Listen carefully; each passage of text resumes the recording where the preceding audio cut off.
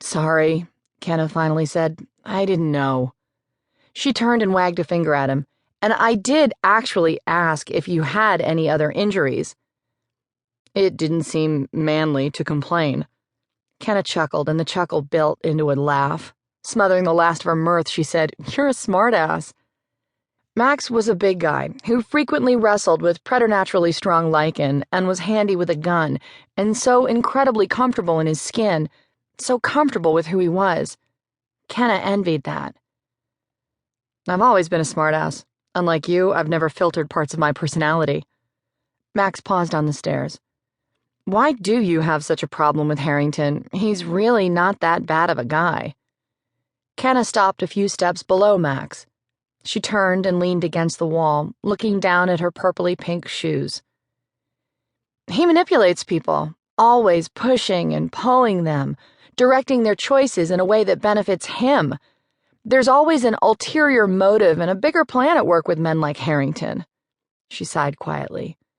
I think the little people like me, like Lizzie, she looked at Max, like you, I think we're less important, and so we get hurt.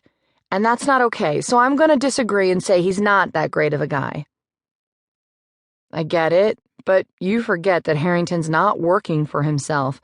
He's completely dedicated to IPPC's goals, which is primarily some semblance of a unified justice system in the magic-using community. I agree with you. He definitely has the bigger picture in mind, but not to further a personal agenda, to build a safer, better place for all of us to live.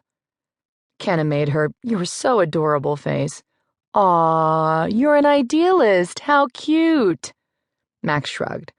Okay, you can hate the guy. That's your choice. I'm just saying, there's value in what he does, even if some of his methods are screwed up. Kenna turned and descended the last few steps. Huh, I'll think about that. But I definitely still don't like him. Oh, I almost forgot the most important piece of the puzzle. She opened the security door at the bottom of the steps. Harrington doesn't get along with Harry. Everyone loves Harry, and they're even related. Harry's like a magical British millennial version of you. Not everyone is as enamored of me as you seem to think. He was right on her heels through the door. Uh-huh. Name one bad breakup you've had. She threw over her shoulder. Ours doesn't count. And then opened the door to the library.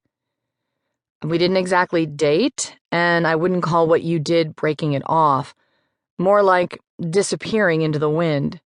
He paused, which made her turn around again. But really, ex-girlfriends aren't a good example. Geez, you just don't get it. Of course they are. Everyone hates their exes, or at least one of their exes. It's seriously unnatural that you get along with all of the women you've broken up with. Kenna dropped down into a chair at her favorite work table, the one farthest from the door.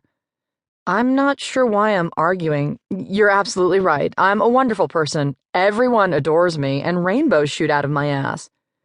I'm glad you've seen the light. Kenna pulled her phone out of her back pocket. Hey, how is it possible that we get a cell signal down here? I've always wondered about that. Max looked aggravated, but he answered. They boost the signal. It's a safety issue since most of the staff carry cell phones. Ah, all right. I've got 4 names. 2 women, 2 men. Barbara, Angela, Walter, and Alan. Kenna eyed the list with some misgiving. Who to call first? Witches don't have last names? Huh? She looked up from the list, distracted. Oh, of course they do. Are you going to remember them? Max's lips twitched.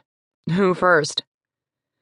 I'm trying to decide. Barbara and Alan are listed as most likely, but I've actually met Walter. Only once, but he seemed like a nice guy. Kenna smirked. I think Mom has a thing for him, but outside of that, I got a good vibe from him. Solid, trustworthy vibes. Go with your gut. Yeah, you're right. Walter it is. She dug around on a table until she uncovered a small address book. She flipped through the pages, then picked up her phone and dialed the number she'd found for Walter. Max sat down in one of the chairs, his legs sprawled out in front of him. Kenna, a man's voice answered in a surprised tone after 2 rings. How did he know this was her number?